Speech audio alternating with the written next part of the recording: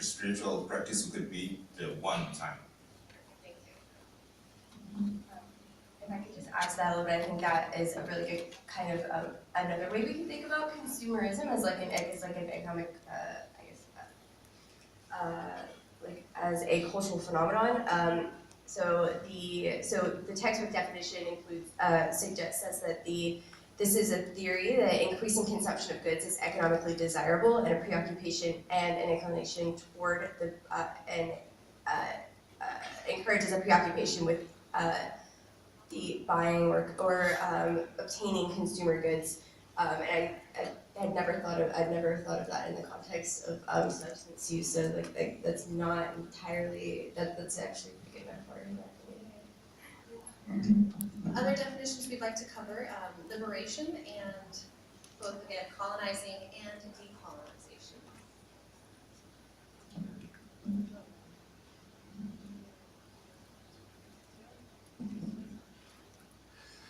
Hi everyone. Morning. Thank you for coming. Thank you for joining the panelists. I'm Ismail Lourido. I work for Access Policy and Advocacy Council, which means that I participate in the creation and implementation of the domestic and international policy strategy with MEPS. I do a bit of the work regarding the FDA regulatory process, and some of the topics we'll cover today will cover like how we medicalize and how that goes forward. But a lot of the work I do is more in what I might kind of put the esoteric policy realm that's a little bit less defined by a regulatory pathway that already exists, because we're kind of trying to create new ones as we move forward. And I am, until today, the chair of the board of directors of Ssdp, so I'm going to be transferring over to an amazing new class of people, which I'm really excited about. But I'm going to just maybe talk a little bit about liberation, which we have as the act of setting someone or oneself free from imprisonment, slavery, or oppression, release, or freedom from limits or thought or behavior. And the concept of liberation is really pertinent here, because as we'll hear from other panelists, the particular angle, the particular framework of capitalism and really like the market and the process of sale and distribution of drugs, and more specifically the legal sale and distribution of drugs, the process of regulating that, which actually kind of creates limits and opportunities within a market that already exists, one that's already happening in the underground, that's flourishing in the underground around the world, to some really positive outcomes and to some horribly negative ones. So I think in the context of the topic that we're discussing today, liberation is complicated because it ties into what you were both saying about consumerism, because it's partially about our relationship to ourselves and our own behavior, and it also ties to these larger market regulatory structural forces about how exactly we get access to things. And I think when we're talking about liberation and really opening up access in integrity, we both need to be thinking about, of course, like how the actual market or how the distribution structure works on a practical level, in the same way that equity licensing is a factor when we're thinking about how to make cannabis legal. But we also, I think, need to be thinking about our own behaviors, patterns, purchase decisions about what we consume and buy, and I think that really ties into both this larger arc of how we do this on a mass scale within the United States and around the world, but also how we, as people within the drug policy reform movement in this space, actually model behavior that we do or don't want to see perpetuated in the space. So I'll say more later, but go from there.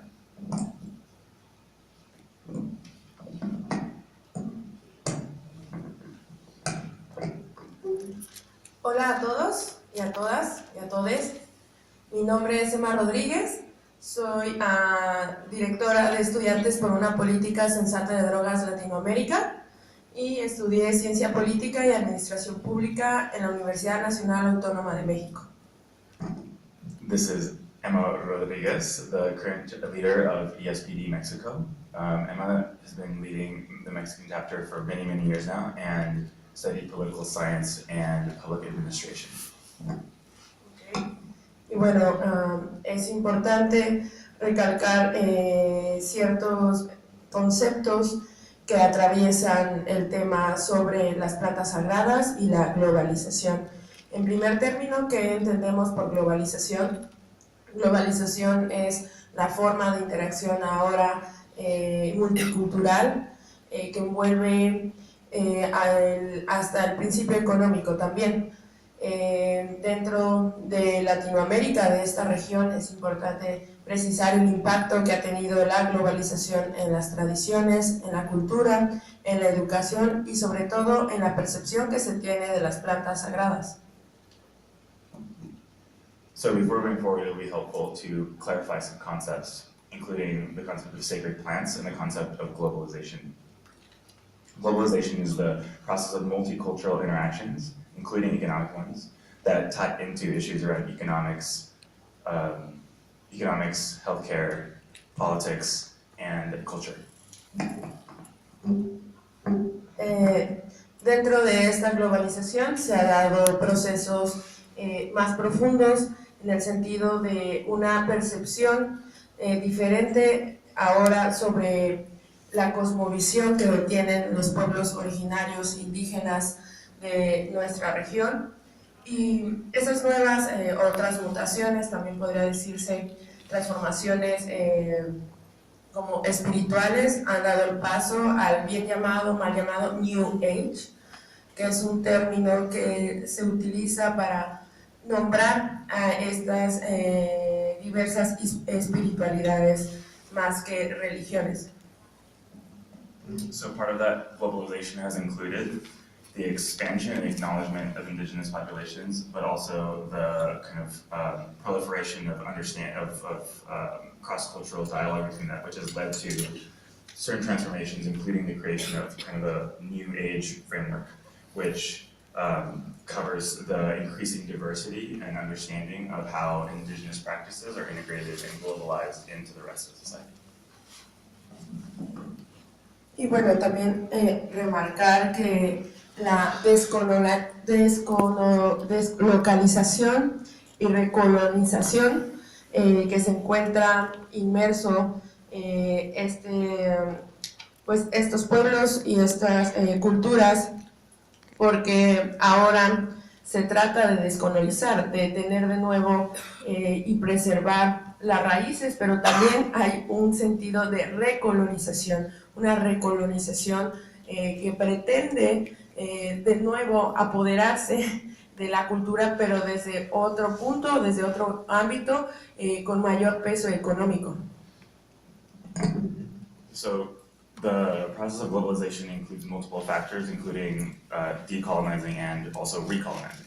So in some ways, there's an awareness and a desire to return to and clarify the traditions of the cultures, but simultaneously, because of the induction of capital and because of the new economic weight to the process of interaction, there's also a process of recolonizing that occurs even in the process of attempting to shift that. Thank you. Any other essential definitions that you think we should add to this conversation that we missed?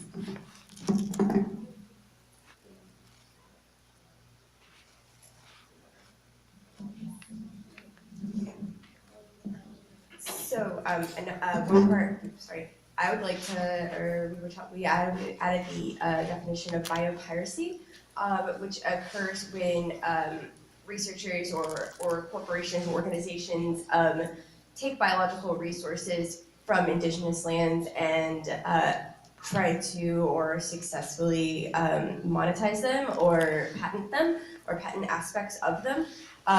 Often while also like suppressing the traditional uses and the traditional people who were associated with that substance. And the last one was propaganda. The propaganda is properly marketing. How can they sell anything?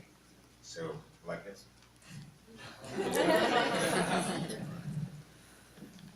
Well, that is fantastic. Thank you all. So these are our standard-based definitions, and like I said, this database that we're building is going to really expand upon these and put it into the context of drug policy to make things more clear. I like the term esoteric policy realm. That's fun. I've heard of transpersonal law, and I think it's very related. I like that. So I think this is a good segue. So keep these definitions in mind, and again, remember the original question to you: how does my personal drug use impact the traditional holders of these medicines basically the indigenous peoples who act as stewards and guardians of this earth. So within this database, if you've had a chance to look at it, you'll see there's over 100 articles right now already, and that's going to continue to grow. So I don't have time to go over all of them, but I did want to bring to the panel some of the ones that really stood out to me the most. So without quoting everything, we'll start with, do you guys know Jeremy Narby? Does that name sound familiar?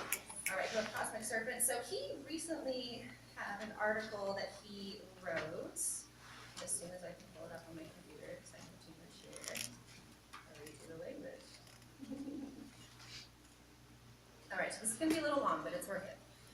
So Jeremy Narby was an anthropologist who was living in the Amazon for, I want to say, over 10 years, doing his dissertation on traditional ayahuasca-using tribes. So I'm going to read from his article. For them, the place that I came from was not situated on the other side of a sphere on which we all lived, much less on the other side of 11. My world was situated below theirs. In their view, white people lived in an underground world, hence our pale skins, and we accessed their territory by passing through lakes. We lived in towns filled with sophisticated technologies, and we occasionally came up to their world to capture their women and children and extract the fat from their bodies, which we turned into a fine oil that we used to run our machines and motor our airplanes. I came to realize that many of the Ashaninka people I was living with considered me as a potential Pishtako, or white vampire, who kills to extract human fat. I found it disturbing to think that people could see me this way, but over the months I began to think that the Pishtako concept was in fact an appropriate metaphor for the historical behavior of Westerners in the Amazon, who have long acted as a sort of vampire, extracting natural and human resources. In the 16th century, the first conquistadors destroyed and killed so many that they could not, so that they could return home with gold. Since then, the pattern has remained the same. Westerners have come to extract rubber, oil, wood, and minerals, often at the cost of human life. For example, the Piro people's word for white people means owners of objects, consumers. The Yanomami call them people of merchandise. David Kopanawa, a Yanomami shaman, says this of the white people he has encountered. Their thought remains constantly attached to their merchandise. They make it relentlessly and always desire new goods, but they are probably not as intelligent as they think. I fear that this euphoria of merchandise will have no end and that they will entangle themselves with it to the point of chaos. As an anthropologist, I had extracted data from the Ashaninka while I was living with them, which I then turned into a doctoral dissertation for my personal benefit. And now, as I worked for a humanitarian organization that backed indigenous initiatives like land tilling and bilingual education programs, I felt relieved that I could partly atone for my past. Reciprocity, I realized, is an antidote to Pishtako-hood, but I did not discourage Amazonians from seeing Westerners as Pishtacos, because I had come to view the metaphor as essentially true. But there's also a new type of extractor which has emerged over the last 20 years, a new generation of white people who have descended on the Amazon in search of shamanic experiences and healing. That white people should be in search of healing does not surprise anyone. From the Amazonian perspective, it makes sense that the children of Pishtacos, whose lives are saturated with objects, technology, and materialism, should seek healing and meaning from Amazonian healers. What is different this time around is that the white people say they want to learn from Amazonians. They are not coming to extract gold or body parts, but to learn. And they are even willing to pay for this knowledge. All of this is new. The elders who responded insisted that there was a connection between, on one hand, the plant and the land, and on the other, the plant and the people of the land who know how to use the plant. One of the specialists even wondered whether ayahuasca would have the same effect if drunk in other lands, even if it was grown in other lands.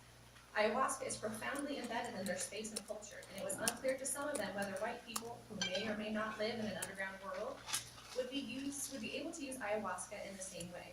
What ayahuasca is, what ayahuasca is in one world, they say, may not be so in another. The elders believe that white people who drink ayahuasca outside its natural environment contribute to, quote, breaking its strength and weakening the maestros being the shamans who prepare and administer the brew. White people again are seen as extracting vitality from the land, yet another strand in the evolution of the Pishtako stories. Quote, they already stole everything we had, as one of the specialists put it, asking why Westerners must now take ayahuasca too. Another suspects that what white people really want is to identify and steal the, quote, essence of ayahuasca, and with it the spiritual force of the indigenous peoples. I think there is a deep truth in the Pishtako concept. Most Westerners, even well-meaning ones, end up in vampire-like relationships with Amazonians. Most often this is due to the power imbalance between the two sides. The problem is that Westerners stand to extract considerably more value from the encounter than the locals could.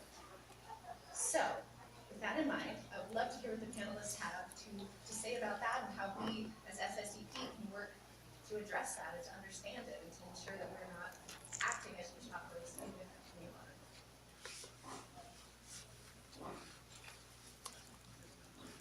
water. First of all, my name is Fernando again.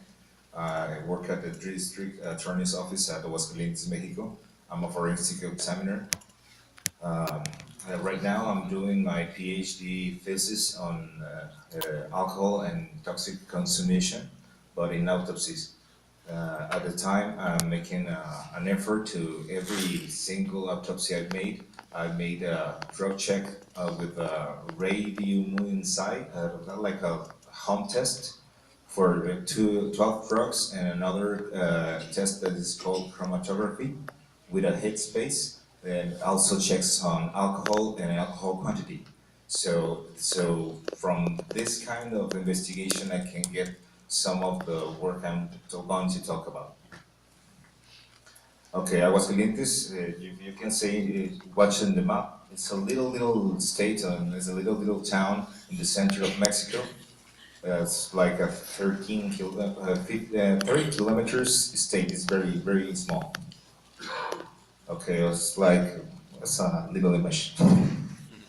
Okay, I want to talk about the buffalo various toad. The buffalo various toad. Okay. The buffalo various toad we know as a bufotoxin. It came from the toad scales from this little frog and little toad we watching it. And there's the chemical methoxy and dimethyltryptamine. We know as the DMT. We know DMT, but we don't know how can we get the DMT. There's a way for getting the DMT from the toad. Somebody thinks that we can lick the toad and get the DMT, but it's not that way. You can do it, but it's not that safe. Because the toad is not in an organic environment. You got bacteria, had fungus, had maybe they kind of viruses. So what we do is get the scales, and after the scales, we smoke the scales. So that we can get the dimethyltryptamine. The thing is, with the dimethyltryptamine, it's a very like protein, like amino acid. It's like dimethyltryptamine is very similar to a protein called tryptophan. Tryptophan is the precursor of serotonin and dopamine, and also the thyroid hormone. So that's I don't know how to say it, a molecular that is very similar to a protein that is in all of us, in all of the organic things in the world. So we can do it, well, we or the person who is going to do it, they get the scales from the toad, and after they smoke. The thing that is interesting, that is not a very commercial thing. It's not that you can get, well, in Mexico there's a way to buy it through like the internet, but you can buy bufotoxin. But I don't know if they really sending the thing, okay? And that's another thing that is important to say, because this toad is an extinction say? Endangered because they're looking for it. But there's still some kind of biologists that they're breeding the toad. So there's a way to get, I don't know, get longer the life of this species. Oh, and psilocybin. Psilocybin is not only in Mexico. You can find it in any part of the world that has a rain season. So there's a difference between the peyote, the toad, and the psilocybin fungus, because in the mushrooms, they're like, if you watch a mushroom, maybe tomorrow there's another one, and maybe next week there's another one, and there's another family. There's very easy to grow it. So there's not the problem for extinction of the species. But the thing that the psilocybin is got a substance that it's very unlike the another one I told, the N-N-methyltryptamine, that's 4-PO-dimethyltryptamine. That is also DMT. You can get a very similar molecule from the mushrooms. Lafora williamsi, or we call it peyote, or peyote, yes? The substance that is in this species is called mescaline. Mescaline is also an amine that is very alike to the chocolate phenylethylamine. So it's a very, I don't know, very happy amino acid. So, and with this, there's also an endangered from the extinction of this species. But right now, the biologists are also do it in vitro, so they can grow the peyote at a laboratory. So this way we can get their life longer. The mescaline root is some states in Mexico, Nayarit, Chihuahua, Durango, Coahuila, Tamaulipas, Nuevo León, San Luis Potosí, Querétaro, y Zacatecas. Those are the states that are marked in the map. So those are the places you can find peyote. Yes, but you can find it in the internet even, because there are people making the marketing of it like this. So there's a way to get not only in the district of peyote. So there's not, I don't think that's a very spiritual way for finding peyote. San Jose del Pacifico in Oaxaca, Mexico, it's a place that's very famous because of Maria Sabines. She was a shaman in the 60s and the 70s. Was a very religious woman that developed I don't know how to say the cure by the mushrooms, and they make ceremonials, and they invite people to consume the mushrooms, and after that they're supposed to be cured of things that they're ill or sick or something. Real de 14 in San Luis Potosí, Mexico. It's very known because people went to that place to get the peyote. There maybe they find a shaman, and the shaman tell you, if you walk 400 meters from here, you're gonna find the cactus. And you say, 400 meters from any step I made? Yes. Don't even if I got mixed up, you're gonna find it. And you find it. That was the special thing about the spiritual, because they say that peyote is gonna find you. It's very different from buy it from a store or buy it from internet. Sonora's Desert. There's the place where you can find the toad. There was a way for the Yaquis, indigenous people, tell you to find the toad, or they give you the toad and they give you to lick the toad. There's a different way from buying scales from the toad in the internet, or buying the scales with let us say, like an arc, like somebody who sells any kind of drugs. Okay, this is my laboratory, this is my morgue. In my morgue, I do the autopsies, and after the autopsies, or maybe before or after, it depends of the case. It's called vesical catheterism. After the with the vesical catheterism, I get the urine, and after that we get a test, and also we did the blood test analysis. Well, there's not the very nicest images, so this is another kind of way for getting the urine. If I cannot get the urine by the catheterism, I have to get the bladder off. So I get the bladder off, and I get the urine from the bladder. There's no way to fix that anti-doping test. There's no way. Okay, I guess that was it.